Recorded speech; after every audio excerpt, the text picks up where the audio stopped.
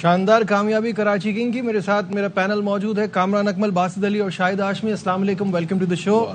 وعلیکم السلام. کامران پہ شدید الرجی کا اٹیک ہوا ہوا ہے لیکن پھر بھی یہاں موجود ہیں, پروفیشنل آدمی ہیں, آئے ہیں ٹرانسمیشن میں. پھر بھی کامران, سب سے پہلے یہ بتائیے گا, بڑی زبردست وکٹری کراچی کے لیے, اور اس وقت کل جب میچ ہو رہا تھا, شروع ہوا, تو آپ سوچ رہے تھے کہ شاید یہ ٹاس کا فیصلہ غلط ہے. میرے حساب سے ان کے ذہن میں بھی بارش ہوگی, ڈیو ہوگا, تو وہ فیصلہ صحیح ثابت ہوا.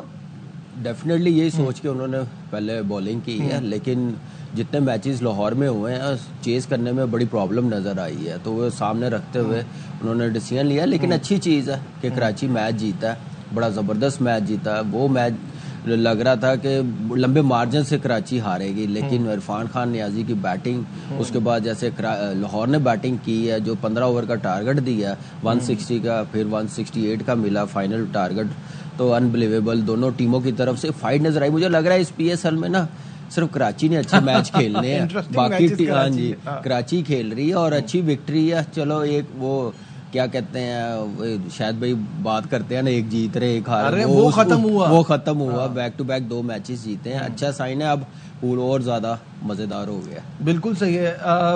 باسط بھائی, عرفان نیازی کی جتنی تعریف کی جائے, کیونکہ آؤٹ آف فارم پلیئر آتا ہے اور ایسے امپورٹنٹ کروشل ٹائم پہ میچ جتا دیتا ہے, لیکن اس میچ کو دیکھتے ہوئے نہ کہیں مجھے عاقب بھائی کا وہ جملہ یاد آ رہا تھا کہ ہماری پیس بالنگ دنیا کی سب سے بہترین ہے. یہ وہ پیس بالنگ ہے پاکستان والی, ایک 21 رن دیتا ہے, ایک 20 رن دیتا ہے. گیم ہاتھ سے نکل گیا ان کے, جس طرح سے بالنگ کرائی ہے. یارکرز بھول گئے تھے کیا تھا, مطلب عرفان نیازی خود شاید سوچ رہے ہوں گے کہ اتنی اچھی جگہ پہ تو میں بھی پچ نہیں کروا سکتا تھا بول کے بھی. نہیں, میرا خیال ہے جو عاقب نے بیان دیا تو چیمپئنز ٹرافی کے پوائنٹ آف ویو سے کہ اپنے بوسٹ اپ عموماً ہیڈ کوچ اس طرح کے بیانات دیتا ہے.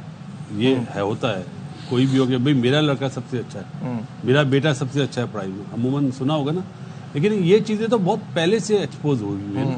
جب آپ کو یاد ہو ایشیا کپ میں وراٹ کوہلی نے اور راہل نے 100 کرا تھا, سملر سچویشن, وہاں سے ہماری بالنگ کبھی سنبھل نہیں پائی. اور کل کا جو میچ ہے, میرا خیال ہے ان 2 ہی اوور نے لاہور قلندر کو میچ ہرایا ہے. نو ڈاؤٹ نیازی بہت اچھا کھیلا, جس زون میں وہ بال چاہ رہا تھا اس زون میں انہوں نے بال دی. لیکن وہاں پہ بات ہے, جب مچل جیسا بالر جو میڈیم پیسر ہے وہ یارکر کر سکتا ہے, تو کیا انہیں یارکر کرنا نہیں آتے؟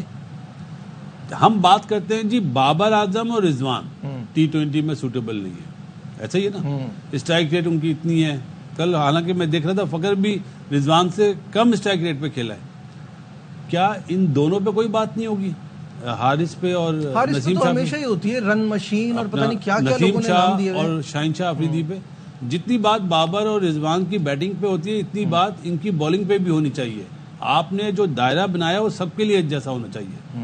اور میرا خیال ہے کہ اگر اب بھی بات نہیں ہوگی تو سرپرائز پیکیج ہوگا. میرے کوئی ایسا باکس نہیں ہے جس پہ ہم نہیں کر سکتے بات, سب پہ کرنی چاہیے, اور یہ اوور آل نیچے یہ پاکستان کرکٹ کی بہتری کے لیے بہت ضروری ہے کہ آپ اس پہ سوچیں, یہ نہ سوچیں کہ ہمارے سٹار ہیں تو وہ اس طرح کی بالنگ کر سکتے ہیں. دیکھو, پاکستان کی کرکٹ کے لیے 2 دن میں 2 بڑی اچھی چیزیں ہو گئی. ایک, حسن نواز نے میچ جتوا دیا, پاکستان ٹیم کا حصہ ہے. عرفان, اس نے میچ بنایا, آخر تک لے کے گیا, جتوایا, یہ بھی ایک اچھی چیز ہے. اس لیے کہ عرفان جتنا لکی پلیئر ہے, اتنے چانس کسی کو بھی نہیں ملتے. 2 جونیئر ورلڈ کپ کھیلا, 2 جونیئر ورلڈ کپ پاکستان کے لیے بہت کم پلیئرز نے کھیلے.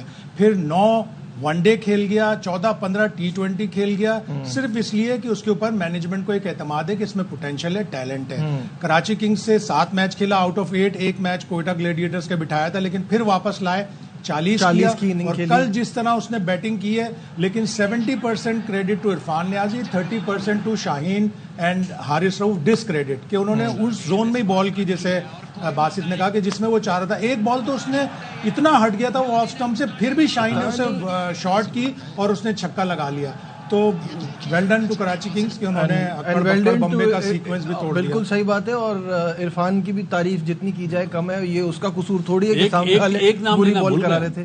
جی, عباس آفریدی نے بھی اچھی بالنگ کرائی, لیکن اس طرح تو پھر میچ میں آپ ڈیوڈ وارنر اور ٹم سائفرٹ کا بھی بڑا کریڈٹ ہے کہ انہوں نے بیس بنائی.